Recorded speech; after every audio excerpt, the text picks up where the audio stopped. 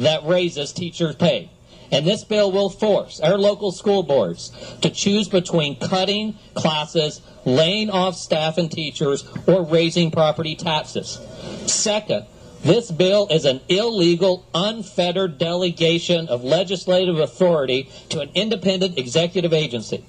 And third, because this bill leaves so much authority to unelected bureaucrats, it will lead us to a path of non-competitiveness that will be impossible to overcome. So first, let us be clear. There is nothing in this bill that raises teachers' pay. Instead, there are things in this bill that, by very function of the bill, will most likely reduce the base pay of every single teacher in this state. This is simply an inevitable outcome of the factors that we are creating today. Let us also be clear that because this legislature has shown so little regard for actually funding the education of our children, this bill will result in salary cuts across the board, with only those that eventually meet the unreviewed, potentially unexplainable rules put out by the unelected bureaucratic fourth branch of government, potentially seeing some type of increase in the future.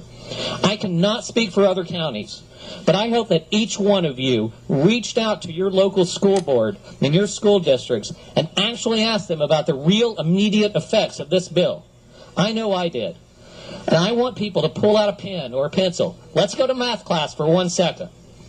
Orange County's school district budget will decrease by $23 million next fiscal year unless they levy an additional 0.25 discretionary millage. That is, unless they raise property taxes.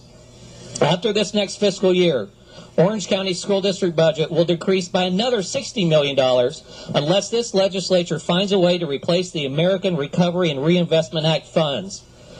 This bill would then require Orange County to set aside 5% of their FEFP into their performance pay fund at a total of $54 million. So members, so that I don't get accused of getting a non-satisfactory rating for simple math, that's a total of $137 million.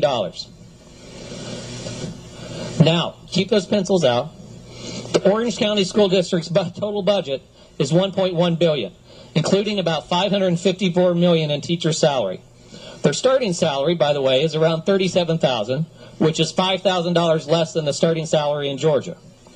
So members, Orange County will potentially lose $83 million in FEFP funding and have to set aside another $54 million aside out of FEFP. Now, let's add in the unfunded mandates of creating end-of-course exams for each school district. In the Senate staff analysis for Senate Bill 4 that we just voted on today, it was estimated that the development and administration of a valid, defensible end-of-course exam for one course was $1.5 million. In Orange County, there are more than 500 different courses in our K-12 school system. That would be a potential cost of $750 million if the cost is in line with the staff Senate analysis. Now, Orange County, on the other hand, has taken a more conservative approach. They say it'll cost them $40,000 to develop each one of these. That doesn't include annual administration costs. Even then, though, that cost is a minimum of $200 million, nearly 20% of 1 year's annual budget. And there is no additional monies appropriated for this mandate. Members, this is the mother of all unfunded mandates. Now, we've heard a lot about there's been requirements in place since 1999 to create these type of exams, but that's just not the case. If that's the case, that's also been applied to charter schools.